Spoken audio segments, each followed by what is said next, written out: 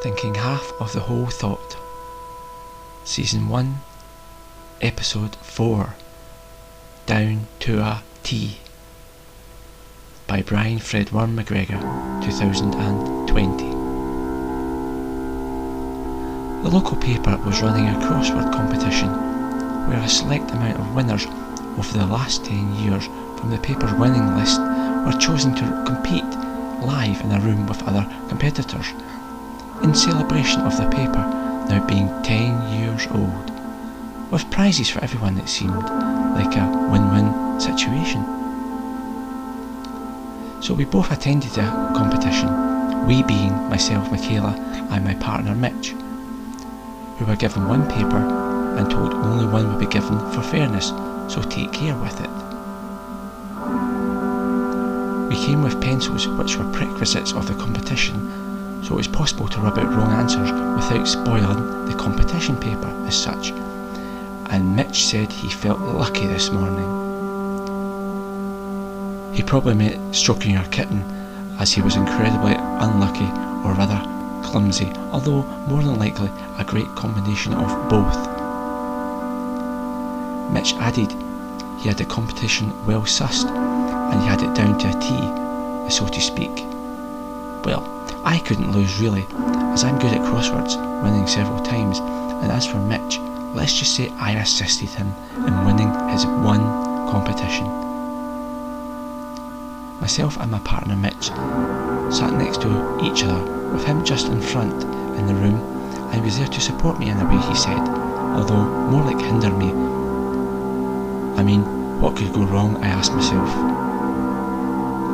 Just before the bell rang, we were all handed out hot drinks as refreshments to prevent us from wandering around or cheating, in other words, getting up during the competition, other than for the toilets.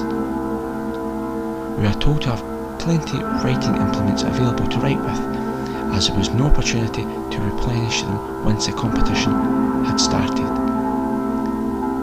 Mitch said he had sharpened all the pencils to a point, and then he handed over a small bundle of them to me, as I was just in front of himself. The competition then started, and everyone began scribbling down their answers. I was amazed when I finished the puzzle first. Shortly after, and both myself and Mitch put our hands up at exactly the same time as well.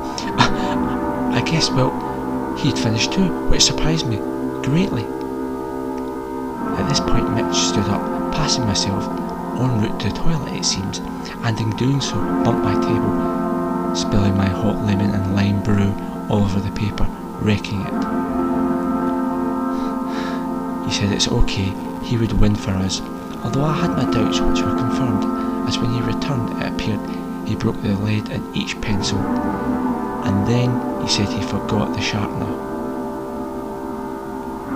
So he used a pen, which was clipped in his shirt pocket, and unbelievably he won. It seems as he had only one answer to fill in, which he wrote in black ink rather joyously, whilst shaking his fist in the air triumphantly. I was mighty surprised, but not as much as he was.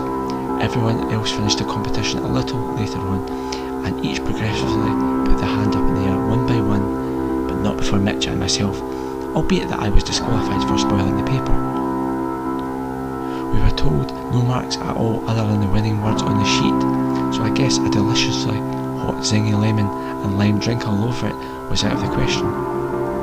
Mitch was overcome with emotions as he approached the adjudicator's desk with the winning paper, being prepared to receive $1,000 in ready used cash. He was then given a wooden spoon, which was a pen, after his sheet was checked, with the person in the place behind him getting the trophy, and another two getting cups for second and third place respectively. It was then it dawned on Mitch and horror that he had used a pen, not a pencil, to fill in the last answer, which then meant he was disqualified. He was informed by this by the adjudicator a minute later.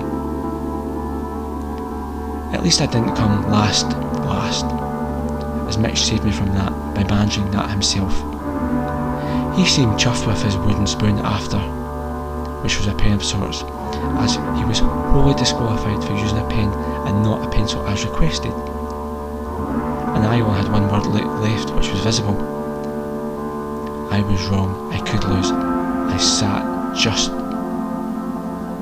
behind Mitch. Mitch said the competition was well sussed and was down to a T earlier. He wasn't kidding. He just wasn't kidding. The end. A Brian Fred Warren MacGregor production, 2020.